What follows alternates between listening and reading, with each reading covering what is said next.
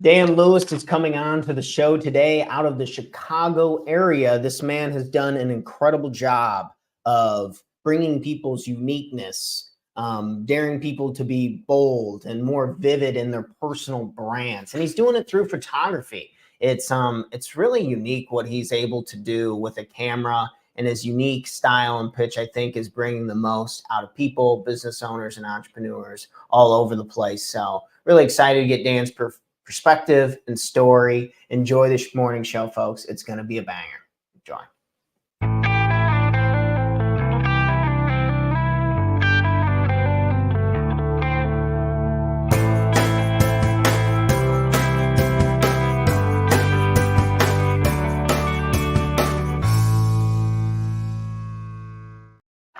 Good morning, everyone, and welcome back to another episode of the Talk to Aaron Morning Show, where we go over tips, tricks, ideas, and exercises to help make you the absolute best person you can be, not only for yourself, but for the people you love and care about most. Everyone give a warm welcome to my friend Dan. Good morning, Dan. Thanks for coming on the show. Thanks for having me. It's great to be here. Well, Dan's you're quite the photographer. I really like your business. Your social proof is through the roof. So I think Dan want to get started with just kind of showing some of his photos. It's just so you guys have a good idea of what we're working with, and then we'll break down Dan's story and kind of get into the nitty gritty of things. So okay. Dan, if you want to go ahead and get your stuff ready to go. Share my screen here and we'll have a real quick slideshow, so people have an idea what we're talking about. Maybe you're just getting your coffee. Maybe you're getting your journaling going this morning. Good morning. Good morning. Okay. All righty. All right, take it away, Dan. All right, you can see my screen? All good to go. Okay, so here's a sampling of my work.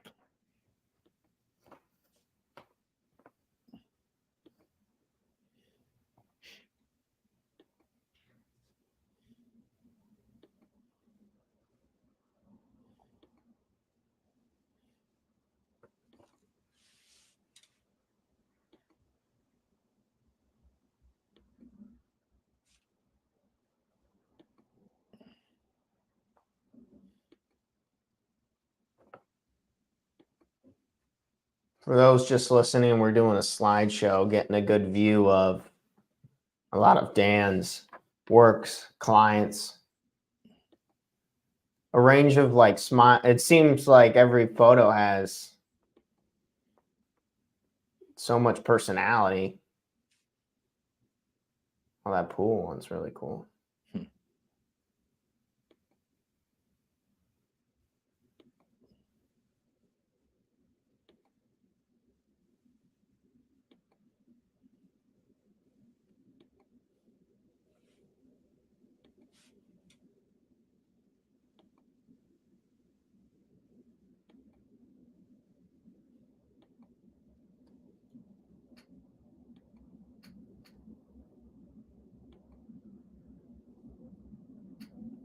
Oh, wow. Okay. Beautiful. Man, some of those photos were, like I didn't even expect to see some of those. Or, I mean, who are, I guess maybe we can dive into like who some of these people are.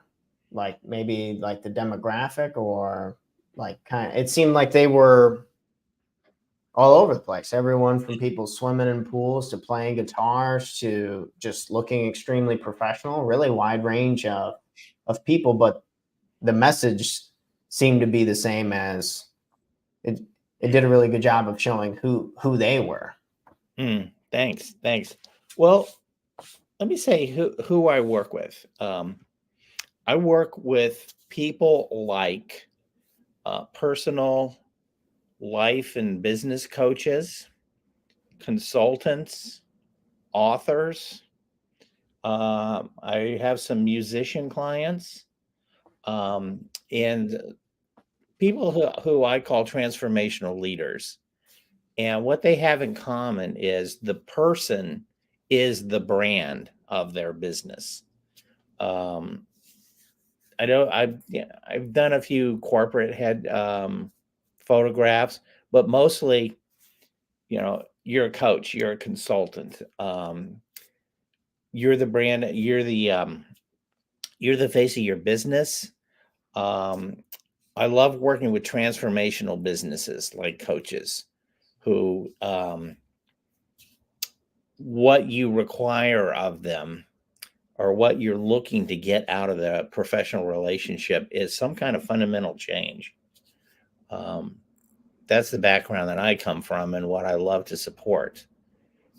And then, well, those are the kind of people that I work for. Um, and what I aim to do is um, crystallize their uniqueness in the photographs.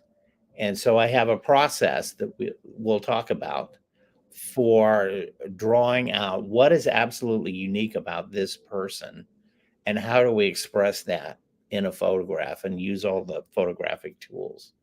So some of the people that you saw, the first individual was a minister.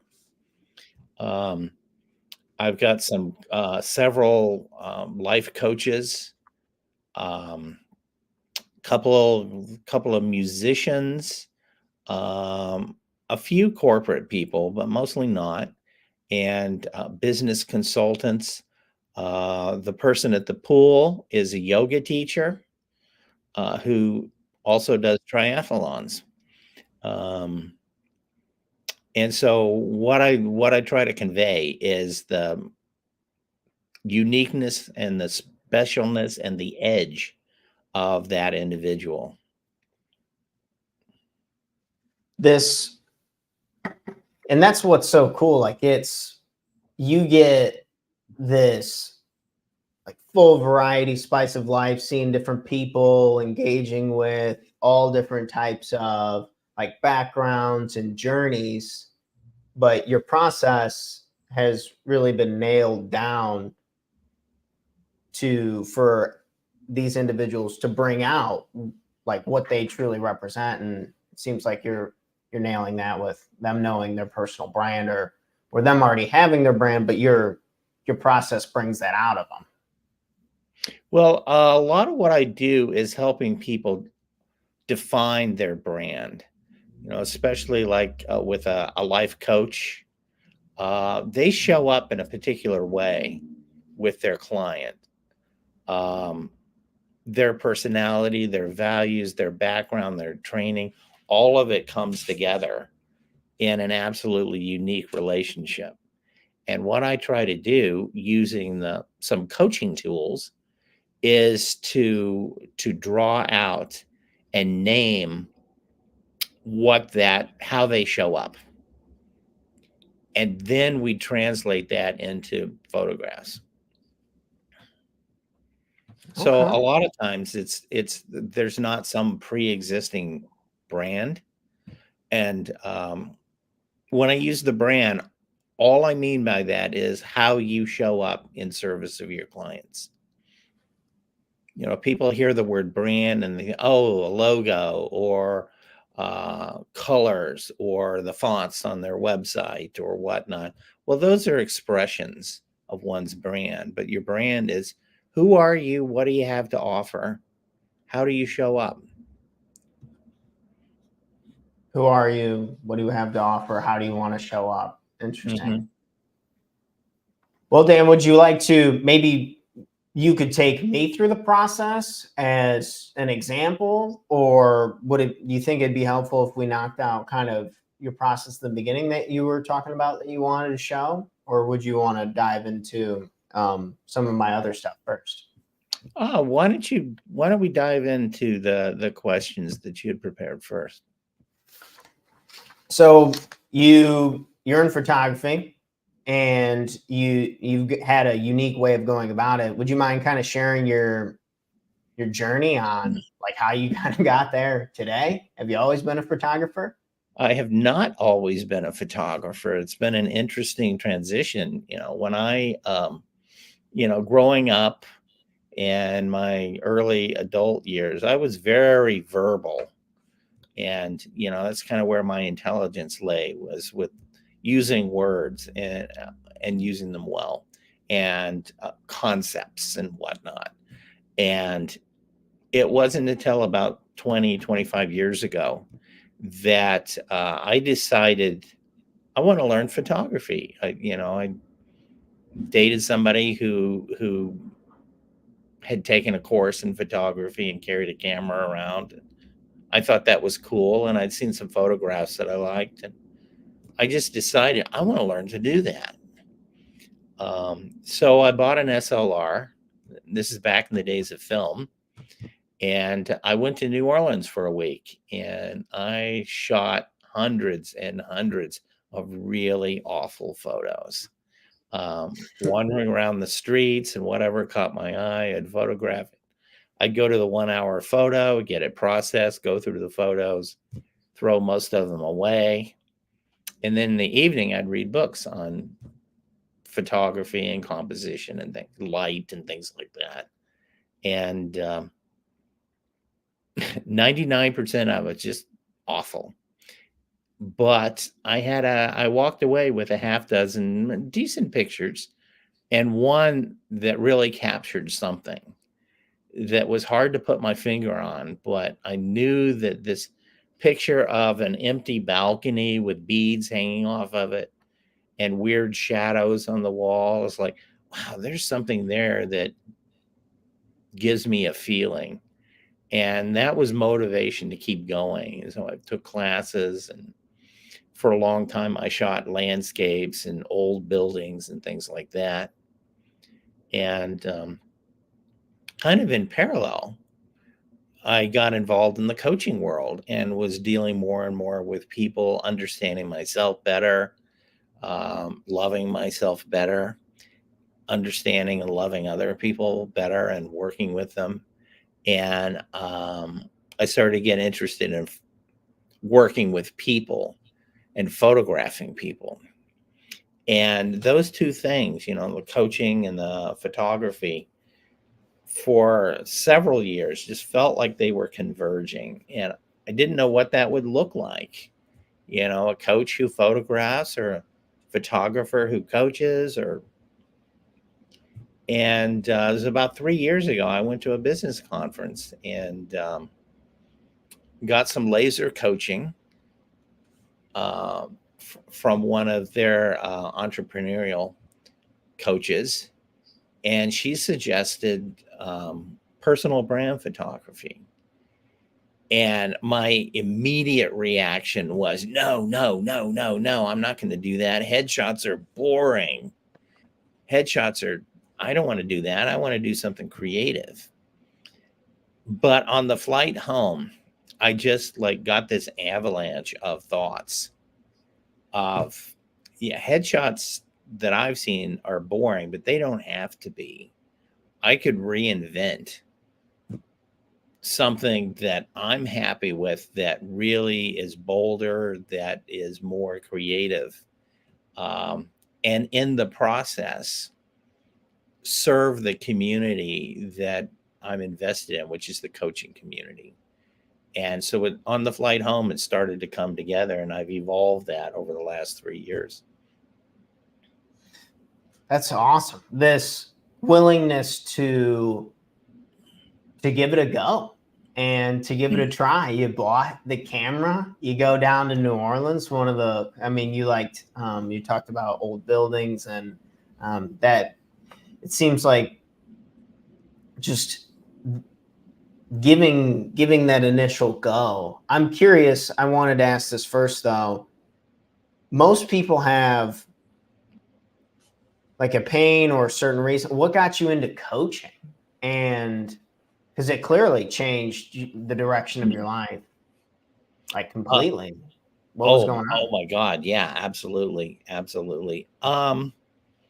Well, back at that time, I was trying to write plays. I wanted to be the great American playwright, and I would get really stuck and have writer's block. And it's like, I just, nothing's happening. I was looking for some kind of help. And I ran across the NLP community, neuro linguistic programming.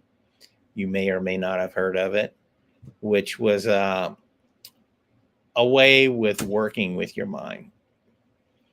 And I got some training in that involved assisting other people. You'd kind of guide someone through a visualization um, in order to change the way that they were thinking about something.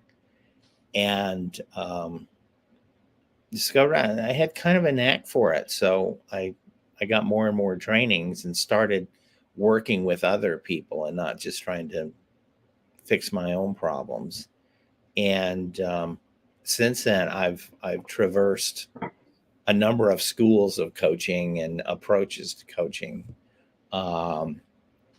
It just opened me up tremendously over the years, and have been a coach myself, and love that world, love that approach to working with human beings.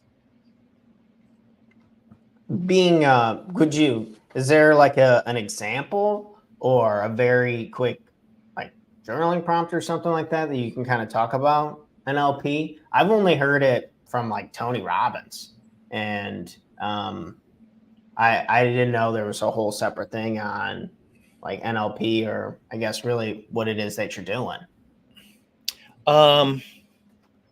Yeah, they have for instance, a phobia cure that was very famous a few years ago. If you have a phobia of like, I get scared when I'm around bridges or, swimming. I can't be in the water or whatever. And they developed a visualization that helps you dissociate from that experience, and you don't get hooked in the way that you did before. It's not an approach that I really intentionally use anymore. I've encountered some other schools of coaching. One of which that has given me the tools that really I've integrated into my own process in photography. What's like the newer approach for you? It's coaching from the standpoint of being. It's one way to say it is it's not what you do, it's who you're being when you're doing it. So, for example, take sales calls, which I know you know something about.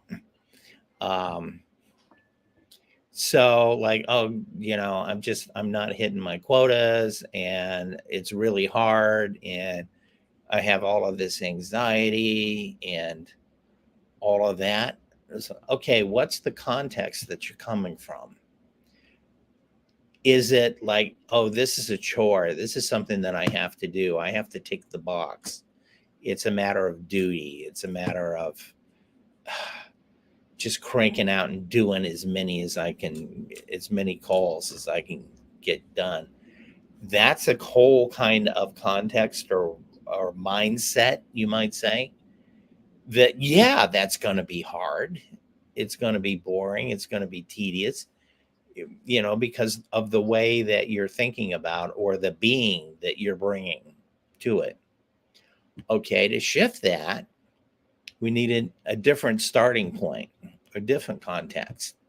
So what if I approach that through, I'm making new friends? It's like, oh, the next call, this could be the next great friendship that I have, And so I'm paying attention to different things. I'm coming from a place of creativity from a place of connecting with people rather than feeling all alone. From a place of expectation and hope rather than chore. So you could describe it as a way of shifting your context. And I use that in my photography sessions. a photography session it's a highly artificial social engagement. You're standing there being looked at intently, and there's somebody recording you, and you're supposed to look beautiful. You're supposed to look attractive. You're supposed to look professional, whatever. Oh my God. Of course you shut down emotionally. Of course you get really controlled and like, am I looking okay right now? And you're self-conscious. Of course. Well, if you shift the context, it's like the way I like to describe it is it's a play date with two co-conspirators. We're going to come from an attitude of play. Let's get goofy for a while. And that helps you just shed all of that self-consciousness, get into it. Let's play. We know we're going to throw away 90% of the pictures. So we got the freedom to play with this. And if you're having fun, great pictures will result. That makes sense? Yeah. I was just listening to one of my favorite speakers yesterday evening, Jim Rome, and he's big on talking about just being more like a child and using this or his four that he was listing off was having curiosity, having faith, having trust, and just playfulness in what you're doing. And yeah, it's no wonder why people seem so comfortable with you, because you're able to pull that. I feel like that's one of the things. I was talking to my girlfriend over dinner the other night, and it's like, I want to laugh more and just be. I feel like when you said the sales call example, it's just like it's dagger right to my heart, because that's a big part of how I've been living the last couple of years trying to grow my company is, I got to make 50 calls today. I got to do this, and they're going to not like it, and just painting a frame that's like impossible to work with. Of course you're going to be frustrated and sad. It's like there's like no winning there. But if you can take Dan's approach and just being more playful, and it seems like you really changed the stakes, like for people on like, so they can be comfortable and their best selves. Yeah, that's what I hope to do, and that's one way that I use the coaching training and skills is here's somebody, we got a weird social situation going on here. And, I have a sense of humor, so let's be funny at times and get people to relax and give people something to focus on other than themselves. Yeah. Going from self to service to finding new friends and keeping this playful state. I absolutely love it. I told a couple of my friends that you were coming on to the show today, and they were asking me they said, ask him, what camera should I use? Can I just use my smartphone if I want to get started in photography? It sounded like when you went down to New Orleans so long ago, you just dove into it and you're doing it. You bought a camera.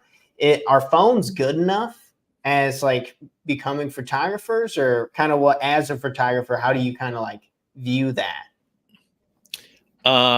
You can start with whatever you have.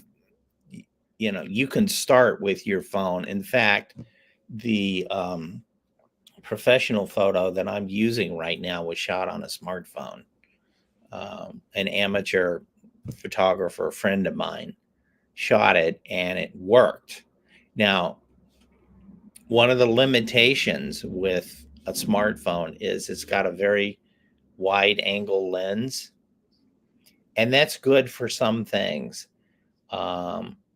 Typically not that great for shooting an individual, like, the photos that I showed earlier, because around the edges, it widens everything, and There were a couple of me with my arms crossed, and my arms looked huge like Popeye, because it's distorting a close up. So at some point, you're going to want to get an SLR or some camera that you can swap lenses with, but don't let that stop you. Start with your iPhone. You talked about kind of taking some classes and reading some books when you were like first getting into it. Did you take some classes in person in Chicago, or where did you kind of get your education journey rocking and rolling? I started with man, I'm having trouble remembering the name. I don't think they're in existence anymore, but there was a photography school operating out of the Jane Addams Center. There is so much available now. There are online courses that you can take very inexpensively. At one point, I took some classes at the School of the Art Institute. There's an adult continuing ed courses there. That was when I had reached a point where, I knew how to operate the camera. I knew basics of aperture and light and shutter speed, and I could take good photos, well exposed photos. But I wanted teachers who had studied photography and knew the aesthetics of it and had a trained eye. There's a difference between being a good camera operator and being a creative photographer.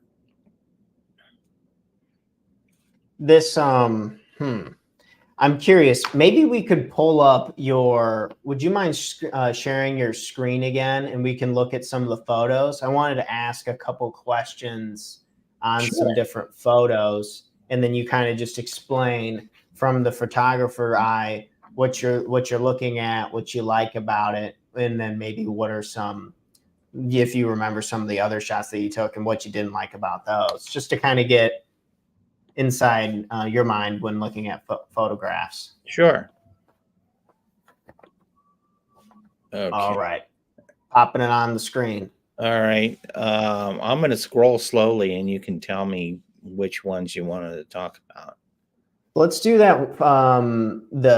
To the side, the lady with the orange shirt. Yeah. Yep. Laughing. Yep. Yeah. I really like that photo. Yeah. She's a therapist. And I was shooting all of the members on their psychotherapy practice. There were 6 or 7 therapists.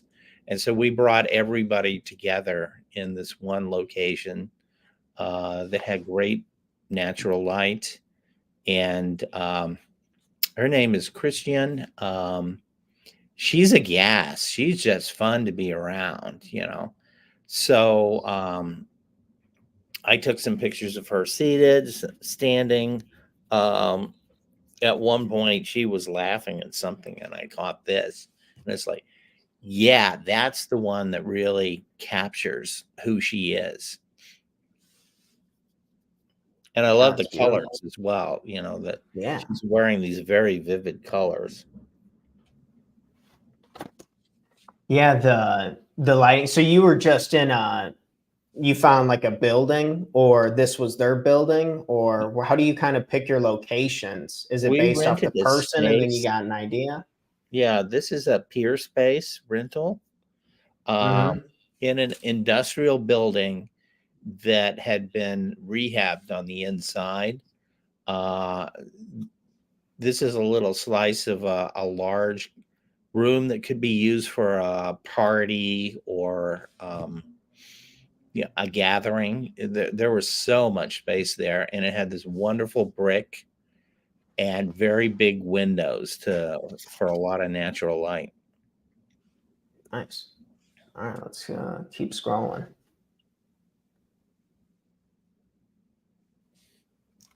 I really like that one. It's right underneath the one we just talked about, the guy holding his glasses. Okay. Yeah, that's It's a Dan. really dark image. That one's really unique. I like that one a lot.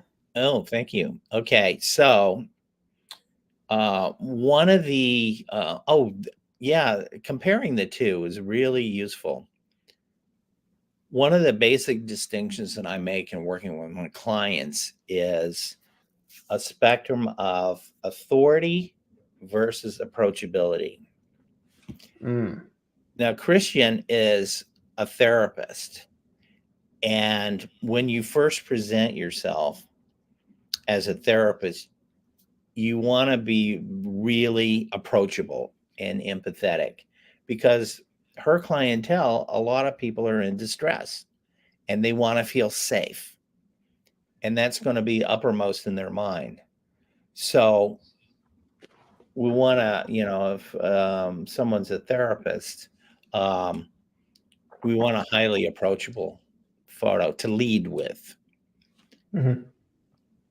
On the other side is authority. And you see this a lot for, working in corporate environments. Dan is a leadership coach, trainer, and thought leader. And he was developing a program for higher level executives. Very big ticket kind of training, very thorough. Dan is very intellectual. His leadership shows up in he leads with his mind, and just really brilliant. And he's talking to people in the C-suite. He's got to convey a lot of therapy, their authority. Um, he's not going to come in and do touchy-feely kinds of things with his executive clients. He's going to come in. It's like, look, we're really going to strip down your leadership style and find the blocks that are preventing you from being an even more influential, impactful leader. And there's no nonsense about it. And so we've got to convey that in Dan's photograph. And I think we succeeded here. Yeah, that photo's cool. This yeah, I like those because they seem like they contrast really well. Is it hard to shoot these types of photos? Is that background like stripped out, or like is that like the raw photo in like a dark room? How do you even take a photo like that? Oh, I actually took this at the Art Institute downtown, and there was a section that was cordoned off with these big dark panels because they were redoing an exhibit behind it, and it proved to be a really good backdrop for the kind of look that we wanted to go for. And this is natural light coming from a skylight, and well, shadows, and this kind of darkness can lend a kind of gravity to the image. Yeah, this is a serious image. Dan Okay, cool. is not like making nice. He's not like being social and trying to make everybody feel good. He's there for serious business. Yeah, it conveys that very well. Yeah, spot on. Let's do one more. Let's keep going. Okay. Keep going. Keep going. Let's do the musical instrument in front of the train station. That Oh, one's okay. cool. Yeah, Carrie. I have two shots of Carrie here. She has two sides to her musical career. She's a trombonist in a funky marching band, Mhm. glam act. And then on the left here, she's also a singer songwriter and plays the guitar. Oh, that's cool. Can you click on that photo to make it a little bigger? Yeah.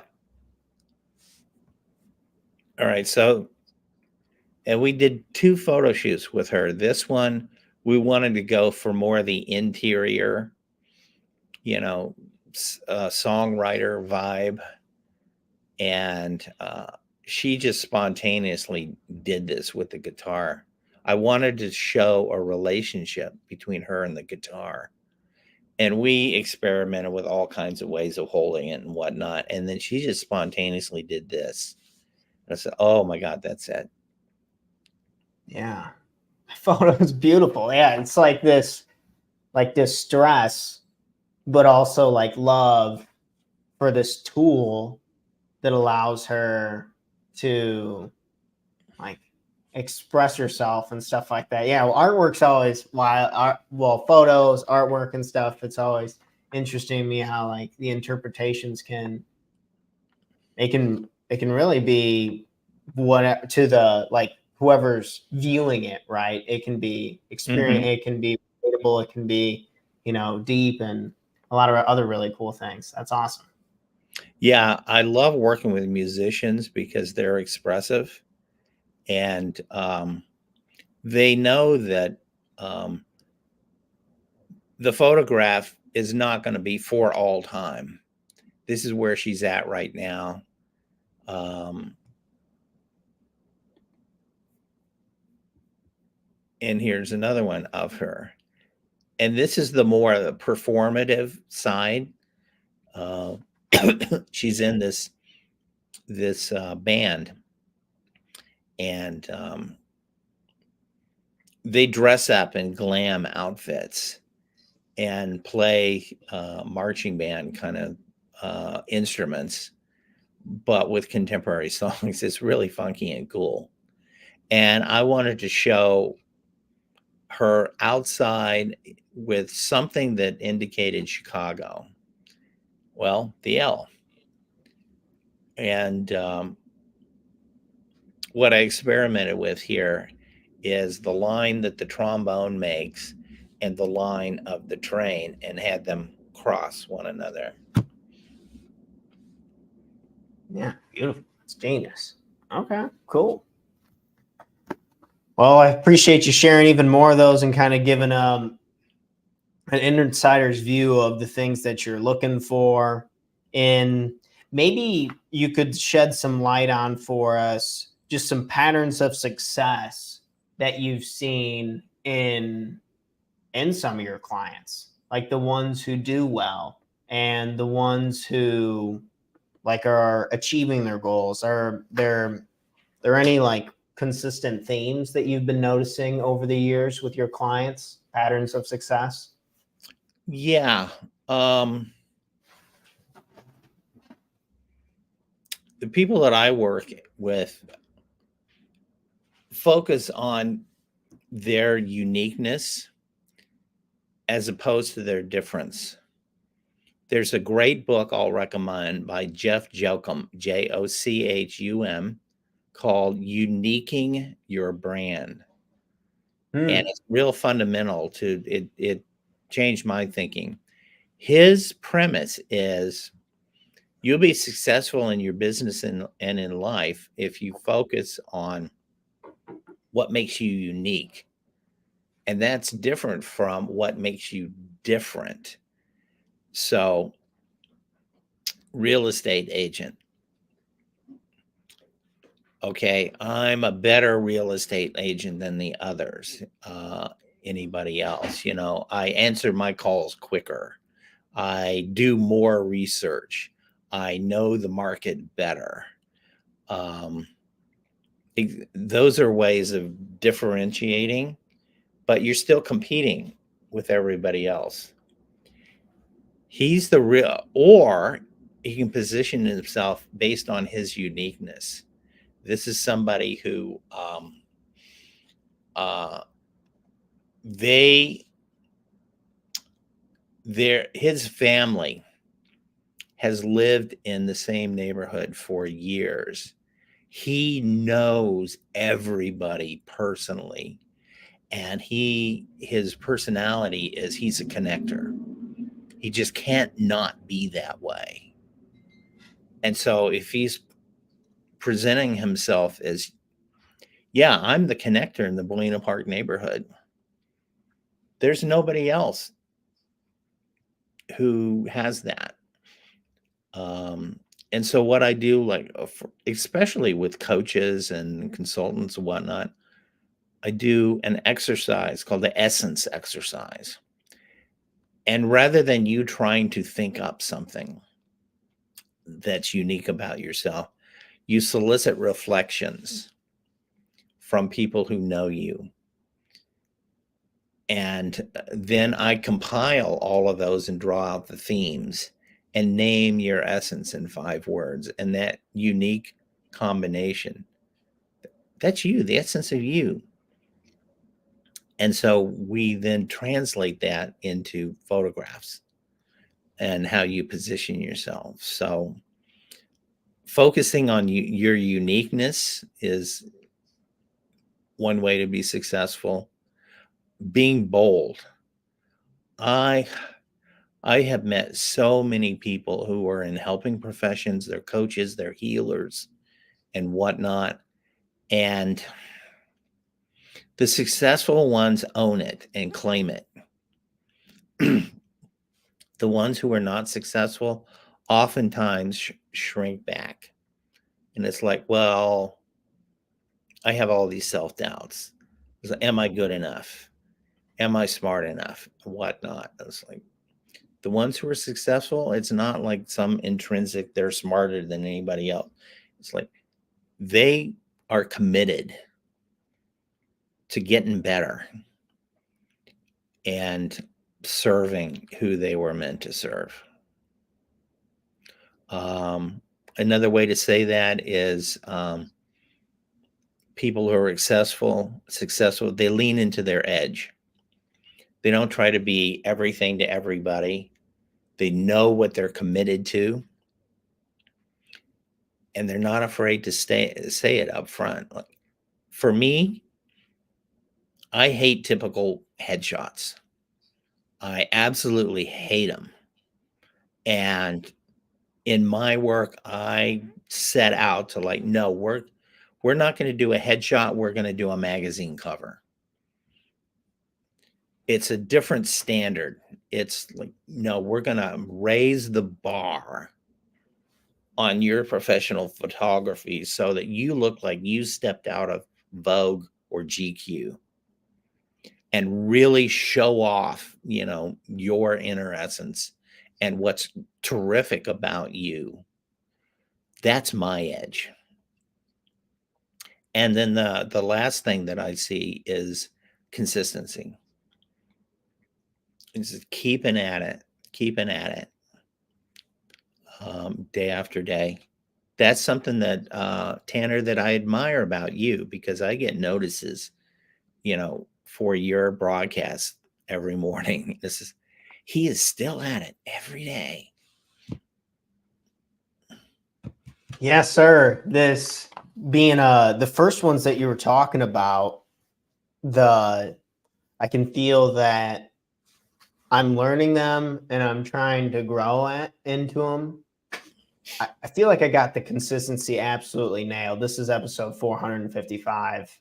For people just listening, can't see our screen. But like the boldness and like kind of leaning into your edge and your uniqueness, it almost seems like that will naturally come when you surround yourself with the right people and you stay consistent enough to really find those answers, because those answers can be really tough to find right in the beginning. Granted, I'd recommend, maybe you set up a meeting with Dan and you kind of nail it down and you save yourself the time. You can do it on your own. That's why I like you dove into coaching, you dove into photography, you did your education.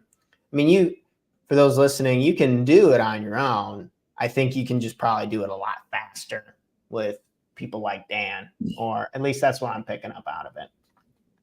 Yeah, you can do so much on your own, but there's no substitute for a supportive community. Find like-minded people who you can support and can support you. I totally agree. Well, let's dive into, before we go into Dan's process, we're going to go ahead and we're going to have some fun with a couple of coaching questions to get to know Dan a little bit better. So Oh, Dan, I'm on the spot now. Okay. you're on the spot. We're rocking and rolling. So I'm going to go ahead and change this up. We're going to go to the board. We're going to nail these out of the park.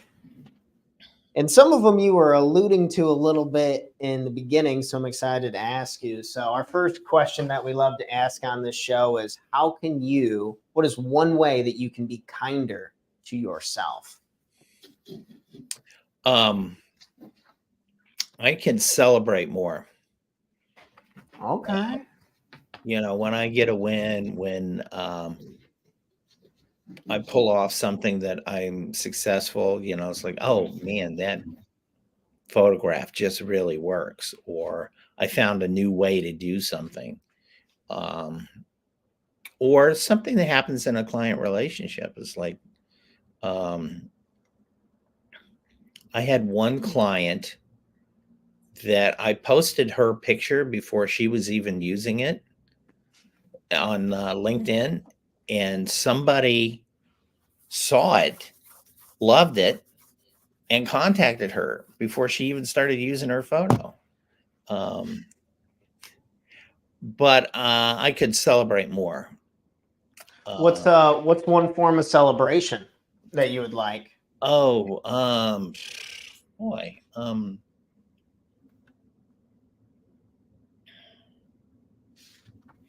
Just making it more concrete, like writing it down, or doing a doodle, or sharing that with my wife or someone else. I tend to move on a little too quick to like, okay, what's the next thing I got to do? In the pursuit, kind of I do this exercise with people a lot where we just write down their top 5 accomplishments. And it's always mind-blowing to me. They're like, I forgot I even did that. I have done a lot. And it's like, yeah, you're really, but like what you talked about with framing and focus, we want to conquer, and we want to help a lot of people. And you're clearly doing that. Your social proof's really, really on point.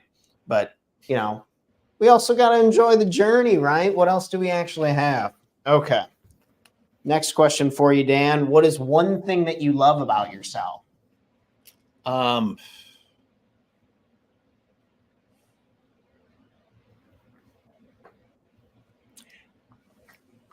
Yeah, my wife gave me a compliment a few years ago. She said to me, "You honestly want the best for everybody you meet." And that really resonated, and it came to mind just now, is like,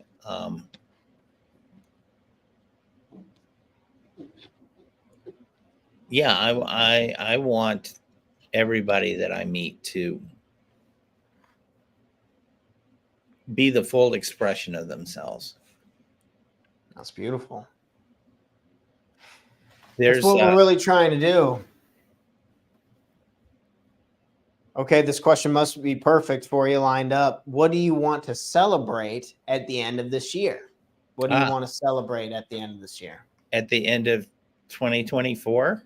At the end of 2024, something you accomplished, something you knocked out of the park. What do you want to celebrate? Okay.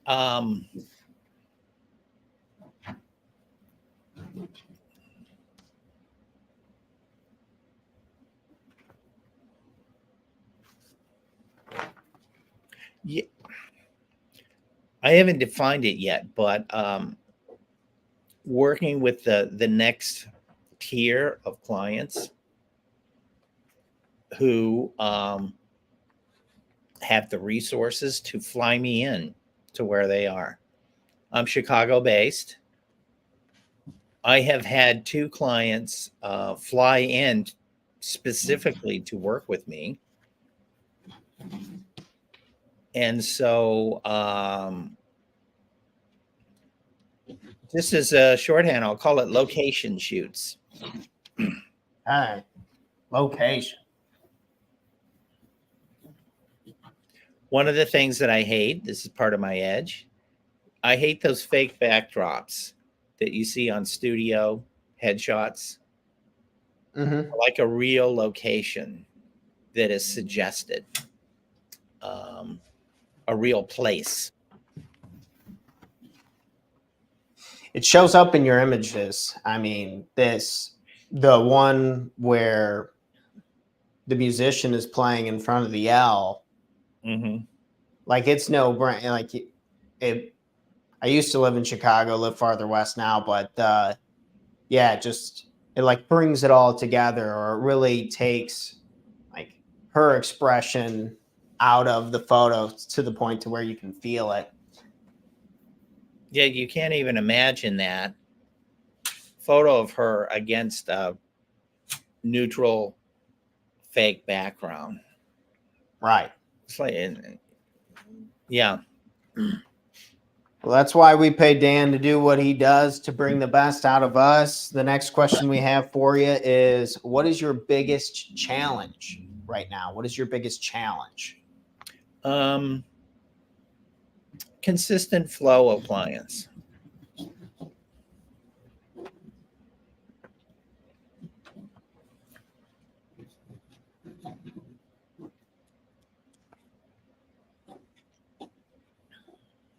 This is I'm doing my best to really crack this code in the coaching industry. And I think it's going to be like the big idea that acts as a rocket ship. I feel like coaches, I've met so many amazing, wonderful people who are incredible at their jobs, but actually getting people to convert and be open to coaching and to take up the coaching is like the hardest piece of the puzzle in this industry. The assistant flow clients. And I got some ideas we can chat after the show. Last question for you, Dan. What is your number one goal? You only get one. Say if you only get to pick one goal that you achieve, what would you say it is? Number one goal. Is there a time frame on that, or just wide open?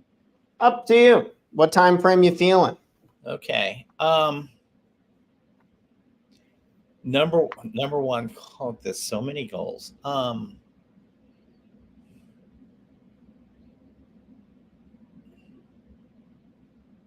Okay. This is not number one, but it's up there.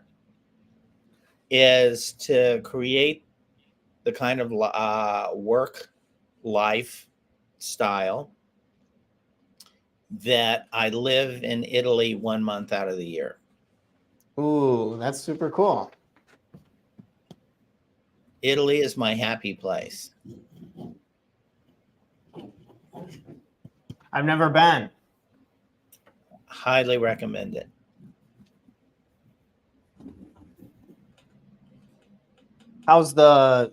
Is there a strong language barrier? Is it easy to kind of communicate and get around? Or it depends on, how popular the area that you go to. You go to Rome or Florence. Yeah, there'll be people around, who can deal with you. But, it's worth investing some effort in learning some basic language. oh, cool. I have the advantage that my wife is good with languages. And oh, that's awesome. yeah, That makes it a breeze. Oh, so much. She's a gem. Yeah, she is. Well, she married you, so she's got to be a good person. Well, Dan, these were some questions again, folks. Nail these questions, come back to them, use them as just tools to journal. You can use them as social media prompts. Say if you want to build your own personal brand, that's what we're big here on. Just maybe you take the questions and you give it out to the universe, the online space. Maybe you ask your partner some of these questions just to have healthier, happier conversations. But we always love to hear from our guests what they got going on and their priorities. Okay. Well, Dan, that's kind of what I had for us. Do you want to dive in at all into your personal brand process? or how do you want to take it from here? Well, we've got like 3 minutes. Well, I'm good to go all day, but I like to give the guests. It's up to you. If you got time stuff to do, not a problem. But I got no time frame. Oh, okay. Yeah, I will need to be moving on to some other things, but it's been a Cool. delight to be here. And I liked your questions. Thanks. Well, I'm going to go ahead and share my screen over here. You can go to Badassity Brand Photography. This is his website. It will be his website and Dan's LinkedIn are in the description below. You can schedule a consultation, look at his portfolio, other offerings, but check him out. He's been really killing the game for a long time and really has a unique approach. And as you can see, the proof is in the pudding on stuff that we've been able to go through. And go ahead and rewatch this episode if you just kind of wanted to get inside Dan's head on more things all about photography. All right, Dan, my man, is there anything else you want to share with the audience before we get out of here today? Yeah, what I encourage all my clients, dare to be vivid. Beautiful. Being more vivid, being bold, stepping into the bold, pulled that off of your bio. I really like your copyright and how you write as well, too. It's for good stuff. The master of words and photos. Go ahead and say bye, Dan. We're going to rock out of here. You guys have an incredible, incredible day. In case you need to hear it, I love you. You got this. Let's have an awesome Tuesday. Say bye, Dan. We're getting out of here. Bye, Tanner. Thank you.